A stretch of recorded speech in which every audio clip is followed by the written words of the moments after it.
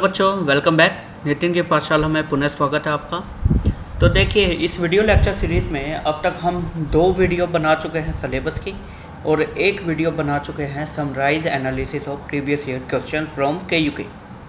तो ये तीनों वीडियो आपको लिंक में मिल जाएंगे डिस्क्रिप्शन में, आप जाकर देख सकते हैं। तो लास्ट वीडियो में हमने ये डिस्कस कर लिया था कि why alkanes are inert comparatively towards the chemical reactions and chemical reagents, and what are the types of reactions given by the alkenes. Right. So अब आगे स्टार्ट करते हैं one by one. So first reaction is the substitution reaction. These are the few substitution reactions. नाम से आपको अंदाज़ा हो जाना चाहिए। देखिए, एल्केन्स में आपके पास केवल हाइड्रोजन्स हैं जो सब्स्टिट्यूट हो सकते हैं, राइट। सो कार्बन पे जो हाइड्रोजन लगे हुए हैं, उन हाइड्रोजन की जगह कोई भी एक ग्रुप लग जाए, एटम और group of atoms, then in that scenario will be calling it as substitution reactions, right. Examples के लिए सबसे सिंपलेस्ट एल्केन लिया हुआ है यहाँ पे, मीथेन है। आपके हेलोजिनेशन रिएक्शंस, नाइट्रेशन रिएक्शन और सल्फोनेशन रिएक्शन, ये बहुत ही सिंपल सी आपके पास सब्स्टिट्यूशन रिएक्शंस है जो एल्केन प्रोवाइड करता है। तो इनमें जो फर्स्ट है that is the halogenation reaction. उसमें ये आप बेशक स्लाइड को पॉज करके अपना डाउनलोड कर लेना, लोड कर लेना, जैसा करना, right. So in case of fluorination में आपको फ्लोरीन और इनर्ट गैस के साथ रिएक्शन करवानी होगी CH4 से, और यहाँ से होगा क्या, एक हाइड्रोजन यहाँ से और एक फ्लोरीन यहाँ से, राइट। दोनों को आप निकाल दीजिए, आपके पास क्या बन जाएगा, CH3F, मिथाइल फ्लोराइड या fluoromethane, right. Similarly in the case of chlorine आपके पास क्या बनेगा, CH3Cl which could repeatedly react further on to form the several by products, ये आपको मिल सकते हैं। ब्रोमीन के केस में आपके पास क्या होगा, CH3Br, और आयोडीन के केस में CH3I। तो ये जो रिएक्शन है आपकी सब्स्टिट्यूशन रिएक्शन, ये आपकी काफ़ी इंपॉर्टेंट है। आगे फिर से हम इसको डिस्कस करने वाले हैं। मैकेनिज़्म इसका क्या रहेगा, ये देखिए, हेलोजन्स है, हाई टेम्परेचर पे या सनलाइट की प्रेजेंस पे फ्री रेडिकल जनरेट हुए। These free radicals attack the alkanes, RH पे अटैक हुआ, R डॉट बना। Now this free radical will be combining with the X dot in order to form the substituted product, right. और यहाँ पे iodine के case में आप देख सकते हैं, ये मैंने अलग अलग जस्ट मोलर कंसनट्रेशन के हिसाब से लिखा है। इक्वेशन क्या है कि जब आप आयोडीन से रिएक्ट करवाते हैं तो आपके पास HI निकलता है as a by product. Now this HI forms the reversible process. ये जो प्रोसेस है that is the reversible, right. और इस HI को रिमूव करना होगा यदि हमें प्रोडक्ट अच्छी यील्ड में चाहिए तो, राइट। सो वो करने के लिए हम हाइड्रोआयोडिक एसिड को डिस्ट्रॉय करते हैं विद रिड्यूसिंग एजेंट्स, जैसे नाइट्रिक एसिड डाल दिया तो कितने मोल, 2HI plus 2 moles of nitric acid, और ये रिएक्शन रहेगी जहाँ पे आप देख सकते हैं आयोडीन बच चुका है।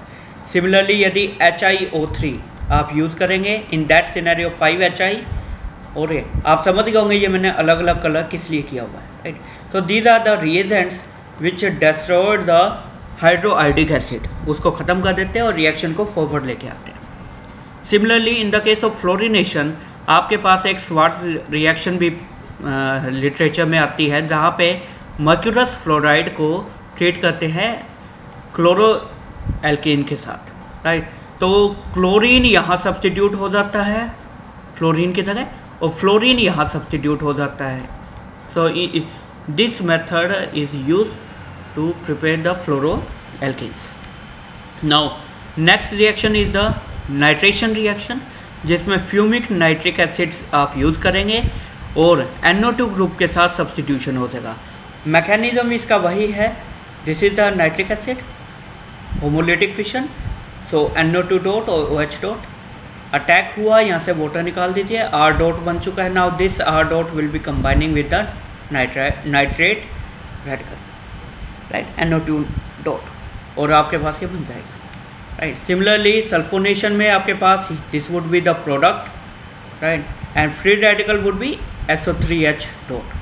वही सेम प्रोसीजर, सेम मैकेनिज्म आपका बार, ठीक है। तो आगे चलते हैं। Next reaction is the isomerisation reaction. As the name suggest, isomerisation reaction का मतलब है कि एक आइसोमर का दूसरे आइसोमर में कन्वर्ट करना, right. For example this is n butane, right. इस एन ब्यूटेन को आपने आइसोब्यूटेन में कन्वर्ट कर दिया with the help of reagent this one, right. So that is the process of isomerisation and how it's occur. यहाँ आप देख सकते हैं पहले डिहाइड्रोजिनेशन होकर प्लेनर स्पीशीज आएगी, राइट, और उसके बाद जो H नेगेटिव है, H पॉजिटिव इलेक्ट्रोफाइल का, इस पे अटैक दिखा दीजिए, तो ये कार्बोकैटायन बना। Now this carbocation is able to reshuffle its position, structure को चेंज करने में कैपेबिलिटी है। सो 1,2 मिथाइल शिफ्ट, ये मिथाइल ग्रुप आपका शिफ्ट हो जाएगा यहाँ पे। नाउ इस कार्बन पे आ गया है पॉजिटिव चार्ज, तो फर्दर हाइड्राइड शिफ्ट कर दीजिए, अभी आ गया secondary carbocation. Now that is the stable. फिर उसके बाद हाइड्रोजन को कैप्चर करके आप आइसोमर बना दीजिए, right. So this was the second reaction. Third, alkylation reaction. Alkylation reaction का नाम से आप समझिए एल्काइल ग्रुप को अटैच करना, राइट। आपके पास एल्केन है, एल्काइल ग्रुप किसी और मॉलिक्यूल से मिला, वो दोनों को आपने ज्वाइन कर दिया, that is the alkylation process. For example यहाँ पे आपके पास क्या है, that is the alkene, right. 4 carbon atom का एल्कीन है और प्रोडक्ट में आपके पास कितने हैं, 8। तो यानी कि एल्कीन ने रिएक्ट किया किसी और एल्काइल ग्रुप पे, राइट, और आपका बाउंड करके दोनों कंबाइन होके एक मॉलिक्यूल दे दिया। एल्काइलेशन प्रोसेस है। Next, cracking process, that is the fourth reaction, fourth chemical reactions given by the alkanes. Cracking नाम से आपको अंदाज़ा लगा देना चाहिए, क्रैक आना यानी कि तोड़ना। तो जो आपके पास कार्बन कार्बन का स्केलेटन है सीसी बॉन्ड्स का, तो उस सीसी बॉन्ड को ब्रेक करना,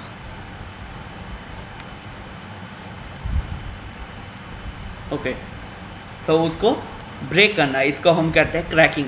सो there are 2 types of cracking, thermal मतलब कि with the help of temperature, and catalytic यानी कि with the help of catalyst. दोनों ही तरीक़ों से आप कर सकते हैं। थर्मल में बस नेगेटिव पॉइंट क्या है कि आपके पास number of products will be form अलग अलग, यानी कि उसके बाद फिर आपको इसको सेपरेट आउट करना पड़ेगा।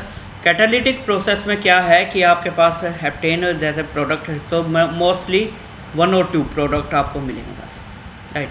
And the catalyst use is the silica in presence of alumina, okay. Now the fifth reaction is the aromatisation और रिफॉर्मिंग रिएक्शन। एरोमेटाइजेशन का मतलब आप यहाँ से लगा सकते हैं कि एरोमेटिक कंपाउंड बनाना। आपके पास ओपन चेन स्ट्रक्चर थी, यहाँ पे देख सकते हैं 6 मेंबर्ड है, राइट। तो पहले साइक्लाइजेशन हुआ, आपके पास साइक्लो एल्केन मिला, फिर उसकी आपने डिहाइड्रोजिनेशन की यानी कि हाइड्रोजन्स को रिमूव किया, तो आपको एरोमेटिक कंपाउंड मिला। So this process is a 3 step process, right. पहला cyclisation, thereafter isomerisation, and last one is the dehydrogenation. That this reaction is known as the aromatisation reaction. आपको बस ये ध्यान रखना है, देखिए aromatic compound, most simple aromatic compound आपका benzene है 6 कार्बन एटम का, राइट। सो सपोज कीजिए आपके पास 7 कार्बन एटम की चेन दी हुई है, जैसे यहाँ दी हुई है, तो उसमें एक मिथाइल को आपने बाहर रखना है और 6 की आपने रिंग बना देनी है। जस्ट इजी रिएक्शन है, कंफ्यूज मत होना, ओके। उसके बाद जो नेक्स्ट रिएक्शन है that is the oxidation reaction.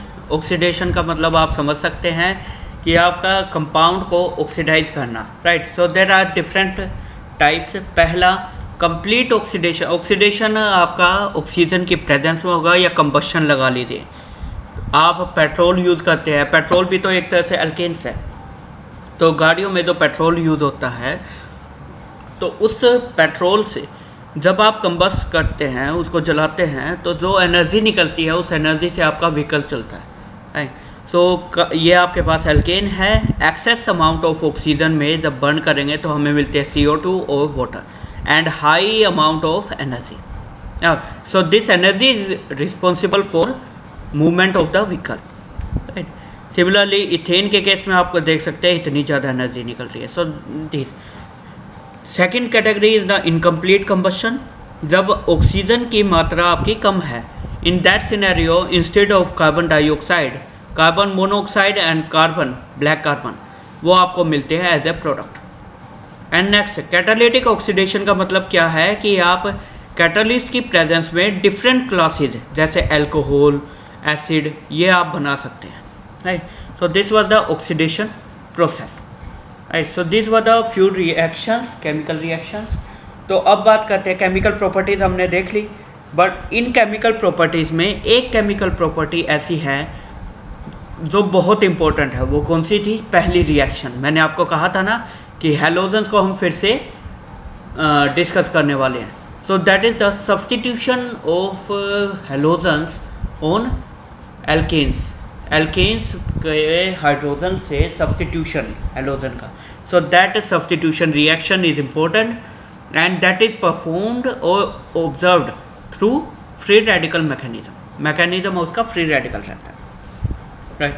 तो अब इस मैकेनिज्म में या इस रिएक्शन में आप ये बात देखिए जितने भी फ्री रेडिकल रिएक्शंस हैं उनके 3 स्टेप्स होते हैं। पहला initiation, second propagation and third one termination step, right. So initiation में आपके फ्री रेडिकल जनरेट होंगे। Now these free radicals will be attacking on the reactant molecule to form the further free radicals. तो आप देख सकते हैं different classes of free radicals बन रहे हैं। ये फ्री रेडिकल फिर आपस में कंबाइन हो रहे हैं और अल्टीमेटली टर्मिनेशन स्टेप हो रहा है आपका और प्रोडक्ट बन रहे हैं। नाउ एनर्जी प्रोफाइल डायग्राम आपके सामने प्रोवाइडेड है। ये आपके पास रिएक्टेंट है, ठीक है। सो पहले रिएक्टेंट में इनिशिएशन स्टेप करते हुए जो क्लोरीन है वो कन्वर्ट हो गया Cl में, ठीक है। उसके बाद सेकेंड स्टेप प्रोपेगेशन स्टेप में क्या हो रहा है? Cl और CH4, this is the CH4 and this is the Cl2 free radical, right. तो वो आपस में कंबाइन करके आपको क्या प्रोवाइड कर रहे हैं? Intermediate. And what's that? That is the free radical. जैसे ये हो गया या फिर ये CH3 हो गया। तो ये CH3 कौन सा है जो हम डिस्कस कर रहे हैं? वो ये वाला, right. So this is the propagation step, correlate कर लेना, right. This is the propagation step.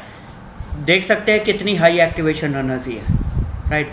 उसके बाद जब एक बार आपका इंटरमीडिएट बन चुका है then that can easily be combined. Activation energy अब कंपेरेटिवली कम है, राइट।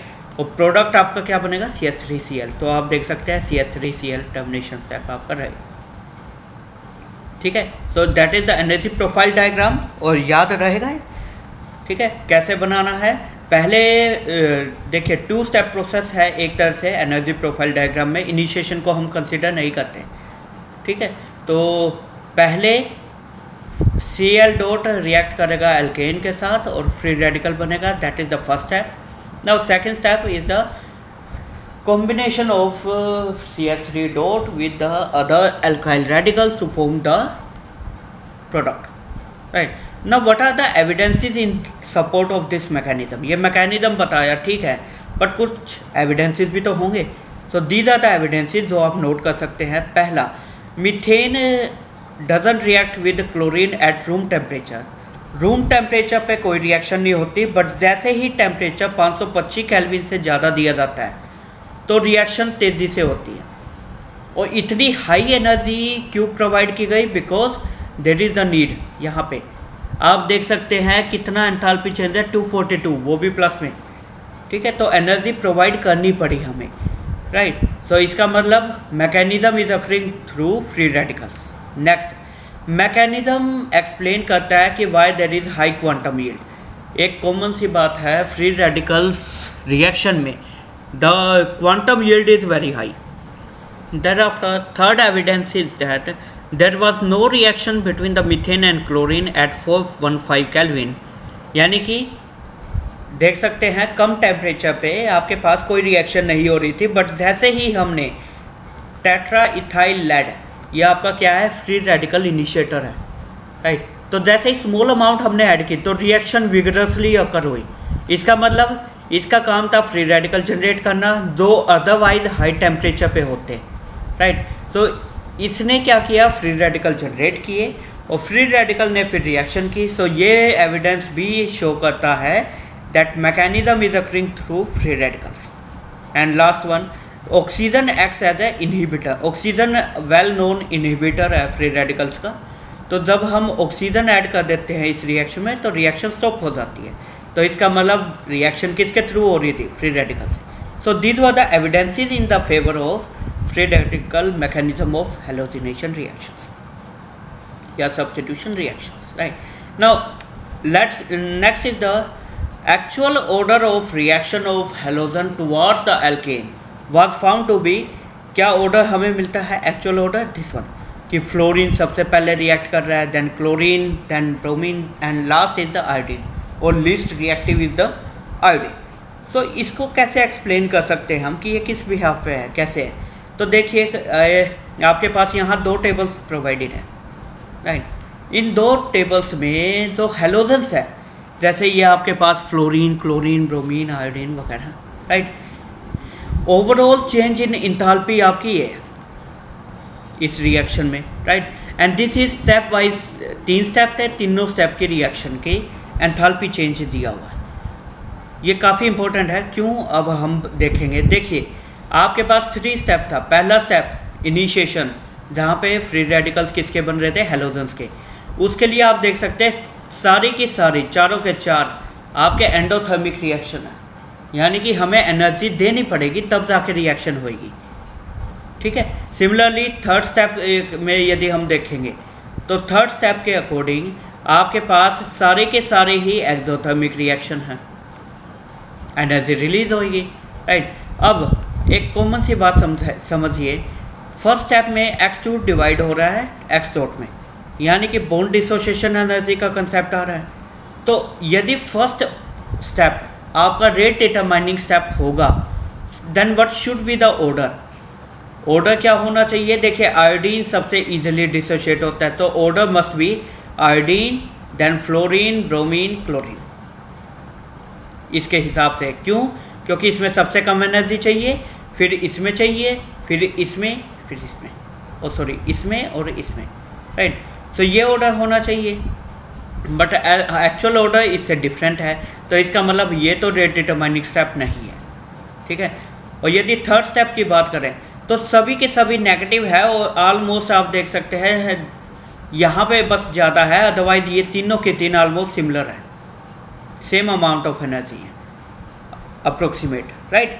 तो इसका मतलब क्या है कि यदि थर्ड स्टेप आपका रेट डिटरमाइनिंग स्टेप है, देन ऑर्डर क्या होना चाहिए कि आपके ये तीनों के तीनों की सेम वैल्यू होनी चाहिए, reactivity should be same, but ऐसा नहीं है क्योंकि एक्चुअल ऑर्डर ये है, तो इसका मतलब डिटरमाइनिंग स्टेप नहीं है। सो अब केवल आपका सेकंड बचता है, तो सेकंड में यदि हम देखते हैं, देखिए only the fluorine case is exothermic while the rest are the endothermic. और ऑर्डर क्या कहता है, देखिए fluorine, chlorine, bromine, iodine. So fluorine क्योंकि इसमें एनर्जी निकल रही है तो ये रिएक्शन होगी, then small amount of energy would be provided to the mixture, then more and then more. So order इसके हिसाब से होना चाहिए ये, और वही ऑर्डर है, एक्चुअल ऑर्डर भी यही है।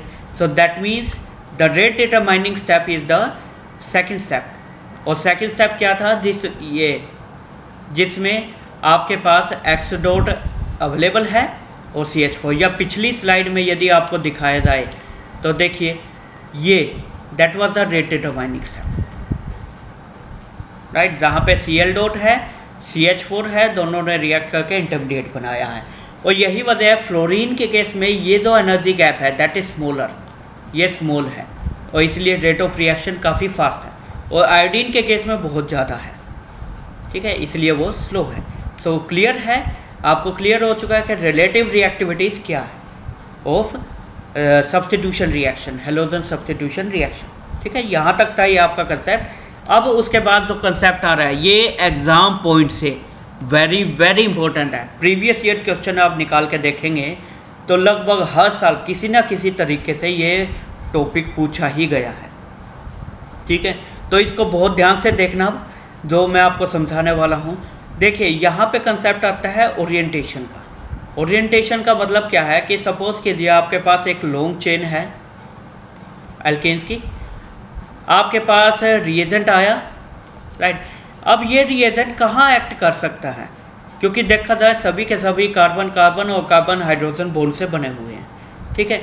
तो सपोज़ कीजिए इस मॉलिक्यूल में दो ऐसी जगह है, एक यहाँ है और एक यहाँ है, जहाँ पे जो रिएजेंट है वो अटैक कर सकता है, राइट। तो यहाँ पे अटैक कर रहा है तो आपका लेट सपोज कंपाउंड 1 बना है, और यदि यहाँ पे अटैक कर रहा है तो लेट सपोज कंपाउंड 2 बन रहा है।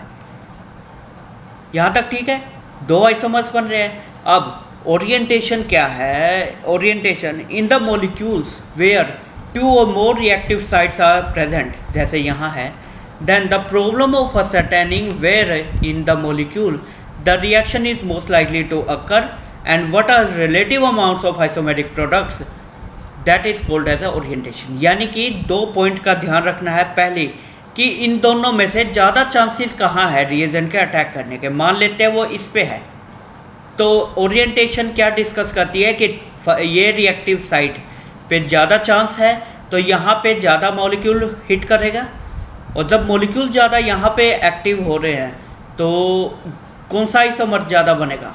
This one. तो सेकंड जो कॉन्टेक्स्ट है ओरिएंटेशन का, पहला है कि कौन सा रीजन सेलेक्ट करना है, दैट इज़ द ओरिएंटेशन। कौन सा रीजन ज़्यादा प्रोबेबिलिटी का है। फिर उसके बाद सेकंड ये है कि दोनों आइसोमर्स की रेशो क्या रहने वाली है, 60-40 है, 50-50 है, क्या है। अब क्योंकि ज़्यादा परसेंटेज के चांसेस यहाँ है प्रोबेबिलिटी, तो इसका मतलब ये भी हो सकता है कि ये 75% बने और ये जस्ट 25% बने। तो इस ऐसी प्रॉब्लम्स को सॉर्ट आउट करने के लिए हम ओरिएंटेशन का कंसेप्ट देखते हैं। I hope it's clear. अब एक एग्जांपल देख लेते हैं। मैंने आपको हालांकि प्रीवियस ईयर क्वेश्चन की वीडियो में बताया है, there are 4 possibilities, chlorination, bromination, bromination, chlorination, तो वो आप देख लेना। पर यहाँ पर आपको एक क्वेश्चन में करके दिखा देता हूँ। जैसे कि सपोज कीजिए एन प्रोपेन है, आपको करना है क्लोरीनेशन, और क्लोरीन एन प्रोपेन की स्ट्रक्चर यदि आप देखेंगे ना तो प्राइमरी कितने हैं? 6 hydrogens are primary hydrogen and 2 hydrogens are secondary. तो 2 साइड होगी, सेकेंडरी है, प्राइमरी है। कहाँ पे एक्शन होगा? तो प्राइमरी पे यदि एक्शन होता है हेलोजन का तो आपको मिलेगा एन प्रोपाइल क्लोराइड, और सेकेंडरी पे होता है तो बनेगा आइसोप्रोपाइल क्लोराइड। तो आप देख सकते हैं इन एक्चुअल ये 55% बन रहा है, ये 45, तो ज़्यादा संभावना किस पे एक्ट करने की है? सेकेंडरी पे, ओरिएंटेशन के कंसेप्ट पॉइंट ऑफ व्यू से, राइट। तो अब ये आपका इक्वेशन है सिंपल सी, rate of the reaction is directly proportional to collision frequency, probability factor, energy factor. ये आपने एक्टिवेशन कॉम्प्लेक्स थ्योरी में पढ़े होंगे, ठीक है। तो अब सपोज कीजिए देयर आर 2 केसेस। पहला, इसको मैं कह देता हूँ लेट्स सेकंड आइसोमर है, ये हमारा पहला आइसोमर है। तो पहले आइसोमर के लिए क्या वैल्यू रह जाएगी? लेट्स सपोज दिस 1 फैक्टर 1 और energy factor 1, right. So rate 1 ये है। ऐसे रेट 2 में यहाँ 2 लगा देना। अब दोनों को डिवाइड कर दो, कोलिजन फ्रीक्वेंसी ऑलमोस्ट सिमिलर है दोनों के केस में, राइट। सो 2 फैक्टर्स कौन से हैं जो डोमिनेट कर रहे हैं? एक तो है प्रोबेबिलिटी फैक्टर और दूसरा है energy factor, right. So collision frequency same for both reactions. In the case of probability factor, the abstraction of primary hydrogen is easy as compared to secondary, right? क्यों? क्योंकि स्टेरिक हिंड्रेंस नहीं है structure में। यदि आप देखेंगे steric hindrance नहीं है, तो जो रिएजेंट है हेलोजन है वो प्राइमरी को easily एब्स्ट्रैक्ट कर सकता है। सो that's why this is the probability, right. 6.2 6:2। क्यों? क्योंकि 6 हाइड्रोजन्स थे, यहाँ 2 थे, और अल्टीमेटली कह सकते हैं 3:1, जैसा भी आपको ठीक लगे, ठीक है। तो ये तो हो गया probability factor. Now next is the energy consideration. अब एक बात बताए, आपने फ्री रेडिकल मैकेनिज्म देखा है, उसके अंदर ये एन प्रोपाइल क्लोराइड के केस में तो आपके पास क्या रेडिकल बनेगा? This one. और इसके केस में आपके पास क्या रेडिकल बन रहा है? This one. तो फ्री रेडिकल से स्टेबिलिटी के बारे में आपने पढ़ा होगा, which is more stable, this one और दिस वन। तो यहाँ पे जो ये आपका सेकेंडरी है, so this is more stable as compare to this one. तो यदि ये स्टेबल है तो एनर्जी फैक्टर्स या एनर्जी कंसर्न से ये इजीली बनना चाहिए। So rate of reaction for this should be more. So isopropyl radical should be formed more fast as compared to n-propyl, right? So experimentally reactivity order तीनों में tertiary, secondary, primary, in the case of chlorination कितना होता है 5:3.8:1।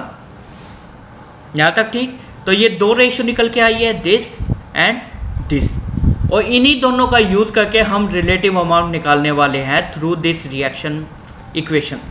Isomer 1 मान लीजिए ये आपका propyl chloride था, राइट, डिवाइड बाय आइसोमर 2 किसके इक्वल है, नंबर ऑफ प्राइमरी हाइड्रोजन्स कितने थे, यहाँ देख सकते हैं प्राइमरी हाइड्रोजन 6 थे, तो हमने क्या लिखा है 6। Similarly number of secondary hydrogen कितने थे 2, तो यहाँ पे 2 लिख दो, multiplied by reactivity of primary. देखिए टर्शरी, सेकेंडरी, प्राइमरी, अब प्राइमरी की कितनी वैल्यू आ रही है, ये रही प्राइमरी की वैल्यू 1, तो यहाँ पे हमने क्या लिया 1। रिएक्टिविटी ऑफ सेकेंडरी, सेकेंडरी की कितनी वैल्यू थी, कंपेयर रेशो 3.8, तो 3.8 पुट अप कर दीजिए, ये देखिए ये निकल के वैल्यू आ रही है 0.78, राइट। तो आपको जब ऐसा क्वेश्चन आ जाए तो आपको ये निकाल के दिखाना होगा, right. Similarly in the case of bromination, ये जो एनर्जी फैक्टर है इसकी एक्चुअल रेशियो रहती है ये, ठीक है। तो आपको जो याद रखना है, एक क्या नंबर ऑफ हाइड्रोजन्स वगैरह काउंट करने आने चाहिए, दूसरी बात एक ये इक्वेशन एक ये इक्वेशन दोनों आपको याद रखनी है और इस फॉर्मूले में पुटअप कर देना है, आपका आंसर निकल जाएगा, right. So that was the orientation. Next slide देखते हैं, that is the reactivity and selectivity principle. ये भी एग्जाम में कई बार पूछा हुआ है प्रीवियस 8 क्वेश्चन में। तो इस कंसेप्ट को समझने के लिए आपको एक बात समझनी पड़ेगी। देखिए एग्जांपल लेते हैं, आपके पास ब्यूटेन है लेट्स सपोज, तो ब्यूटेन में जब आप हेलोजन को ऐड करते हैं, राइट, तो ब्यूटेन डिफरेंट हेलोजन से रिएक्ट करेगा, so rate of reaction would be different, right. So reactivity का मतलब क्या है कि it denotes the relative rates at which alkane reacts with halogen. तो सिंपल जो रेट हम कहते हैं that is the reactivity under similar conditions without any reference to type of hydrogen, कि सेकेंडरी हाइड्रोजन एब्स्ट्रैक्ट किया जा रहा है या प्राइमरी है, उसके बारे में सोचे बिना, राइट। इस कंसेप्ट को कहते हैं reactivity. Now what is the selectivity, कि आपके पास फ्री रेडिकल मैकेनिज्म में एक्स डॉट बना, नाउ दिस एक्स डॉट या तो यहाँ से एब्स्ट्रैक्ट कर सकता है या यहाँ से भी कर सकता है, प्राइमरी से भी सेकेंडरी से भी। तो relative rates at which halogen abstracts the type of hydrogen, उसको हम कहते हैं सेलेक्टिविटी। सो रिलेटिव रेट्स यानी कि प्राइमरी के केस में लेट्स सपोज कि आपके पास है ये इजीली एब्स्ट्रैक्ट कर लेगा, so rate of abstraction of primary hydrogen is more as compare to rate of abstraction of secondary hydrogen atom. So that is the concept of selectivity, कि आपका reagent है वो सिलेक्ट कर रहा है कि कहाँ पे रिएक्शन करनी है मुझे और कहाँ पे रिएक्शन फास्टर हो, एब्स्ट्रैक्शन फास्ट होगा, right. So these are the two concepts, reactivity and selectivity. Experimentally it was found the reagent which is more reactive is less selective. आप समझ पा रहे हैं, ये उल्टा है, reactivity is inversely to the selectivity. यदि आपका कोई रिएजेंट मोर रिएक्टिव है तो सेलेक्टिव वो कम होगा। सिमिलरली यदि वो आपका लेस रिएक्टिव है then it would be more selective in nature, and this principle is known as a reactivity selectivity principle, right. For example chlorine is more reactive and hence is less selective, और यही वजह है कि आपकी जो ratio है almost 50-50 बन रही थी। क्यों? क्योंकि ये सेलेक्ट नहीं कर रहा रिएजेंट को, जहाँ पे इसको मौका मिला इसने रिएक्शन दे दी, right. So that's why chlorine is more reactive but less selective, whereas bromine is less reactive but more selective, right. This is the reactivity selectivity principle, ठीक है बच्चों। तो ये आप देख लेना, ठीक है। उसके बाद नेक्स्ट स्लाइड, यहाँ तक आपका एल्केन चैप्टर कंप्लीट हो चुका है, ठीक है। लेकिन अभी भी इसमें साइक्लो एल्केन पेंडिंग है, राइट। तो इसके बाद प्रोबेबली एक और वीडियो रहेगी और आपका साइक्लोएल्कीन भी कंप्लीट हो जाएगा, ठीक है। तो फिर भी हम देखते हैं एक बार साइक्लोएल्केन्स क्या होते हैं। मैंने आपको पहले भी cycloalkanes are the close chain hydrocarbons, right. So aliphatic cyclic compounds, they are known as the alicyclic compounds, and these compounds are called alicyclic because they possess the characteristics of aliphatic as well as cyclic ring. So that's why saturated alicyclic compounds are known as the cycloalkanes, and similarly alkanes के साथ साथ cycloalkene भी होते हैं, alkynes भी होते हैं, but हम यहाँ पे जो डिस्कस करने वाले हैं वो है साइक्लोएल्केन्स, राइट। उसके बाद नोमेनक्लेचर सिस्टम्स की यदि हम बात करें, इस की पिक्चर को आप खींच लेना, ठीक है, जैसा ठीक लगे। बाकी मैं ज़्यादा डिटेल में यहाँ पे नहीं बताऊँगा, क्यों? क्योंकि ये आपका क्वाइट सिमिलर है, वैसे ही IUPAC जो नोमेनक्लेचर सिस्टम ने हमने वहाँ डिस्कस किया, वही सब रूल कि लोवेस्ट लोकेंट होना चाहिए या नहीं होना चाहिए, वो सब आपके यहाँ भी लगने वाले हैं, राइट।